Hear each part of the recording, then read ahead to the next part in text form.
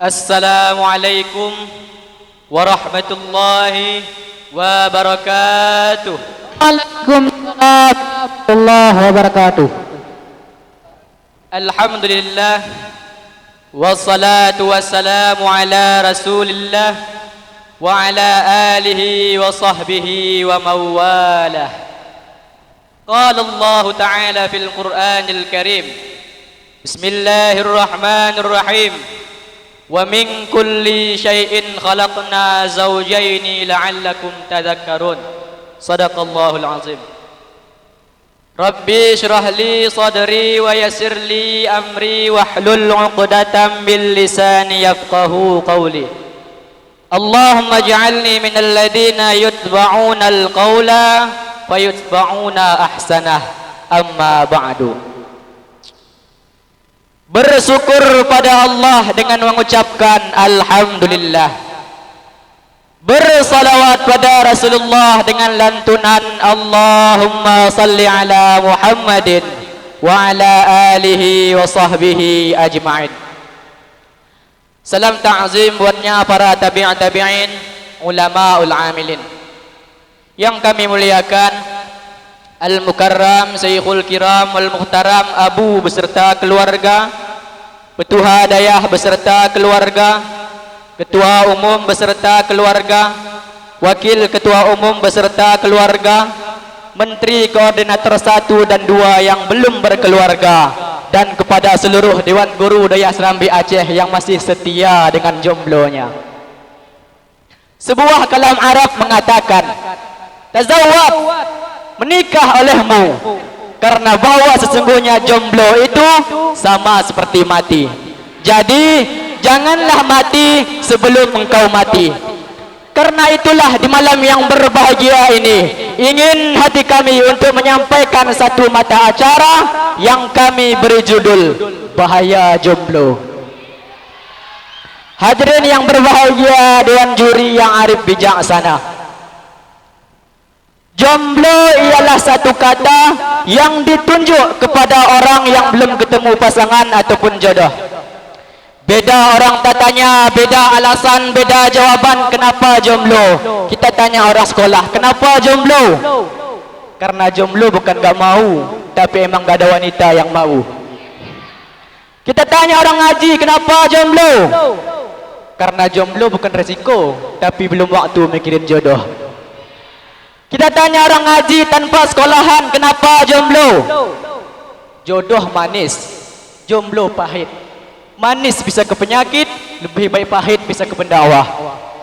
Semua ada alasan begini begitu. Jodoh ini pasti dan akan, karena kita semua ada pasangan. Begitu yang difirman Allah dalam Al-Quran, surat Az-Zariyat ayat 49. Bismillahirrahmanirrahim. Wa min kulli syai'in khalaqna zawjaini la'allakum tadhakkarun.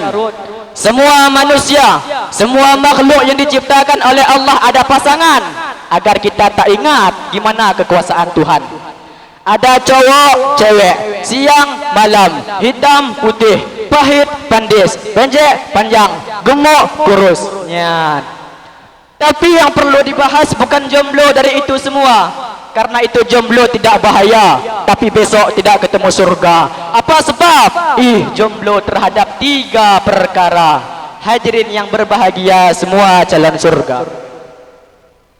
Yang pertama bahaya jomblo, jomblo kita daripada ilmu agama. Bahaya jomblo daripada ilmu agama, karena dengan ilmu kita tahu diri, kenal Allah. Dengan ilmu kita tahu bedakan mana yang betul, mana yang salah.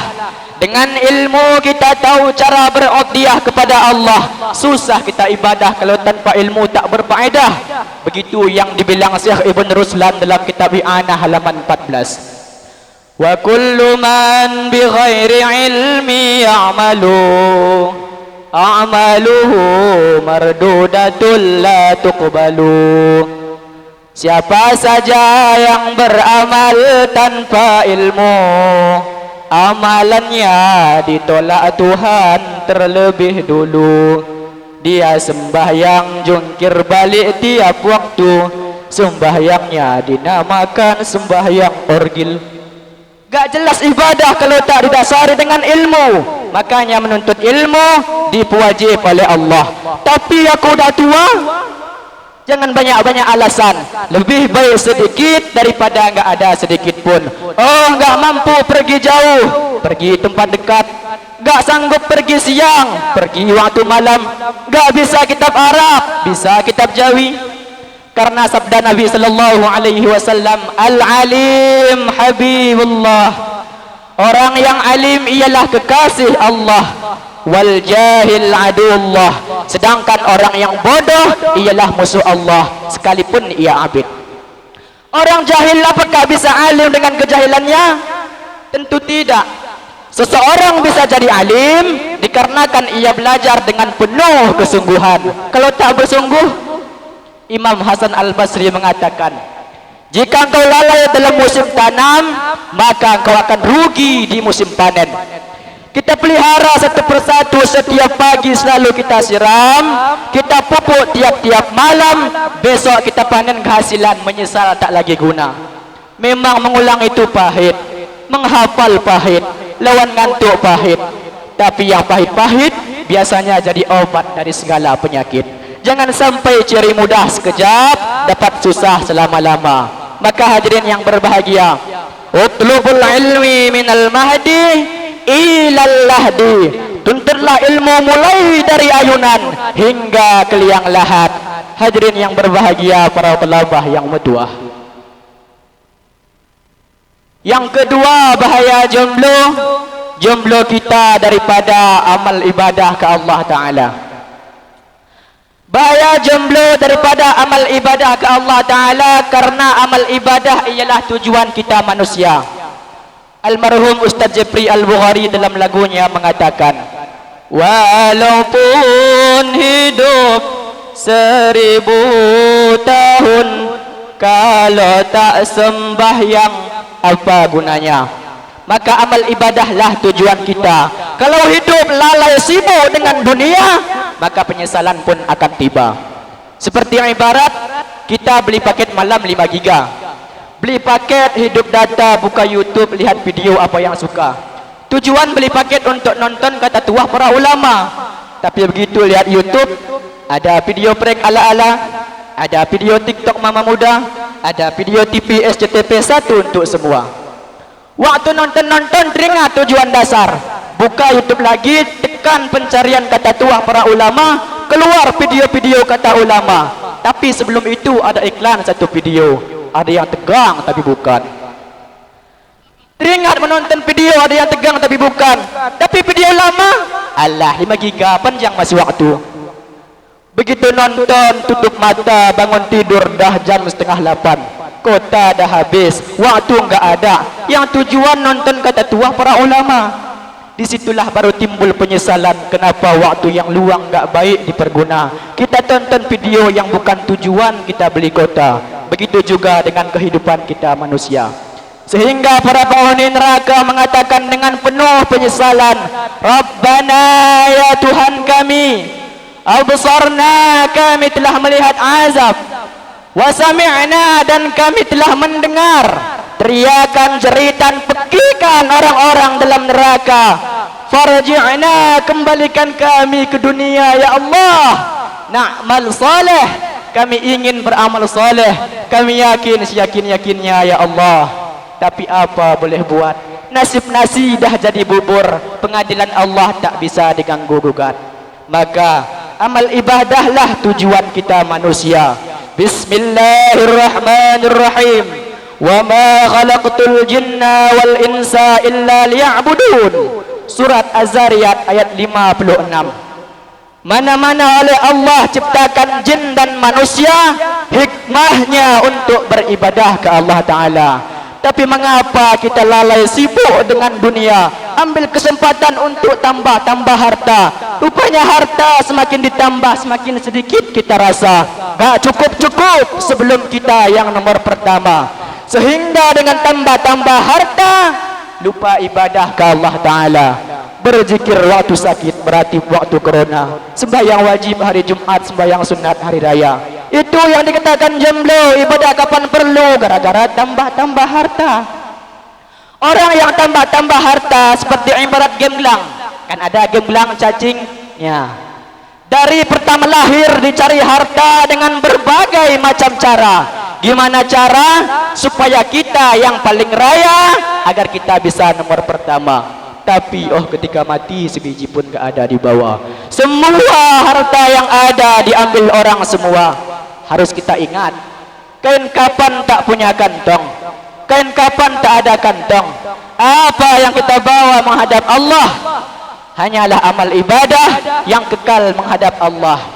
Maka jangan sampai dengan nikmat yang Allah titip lupa untuk ibadah, otomatis tetap dalam buat maksiat, bisa tertutup pintu surga.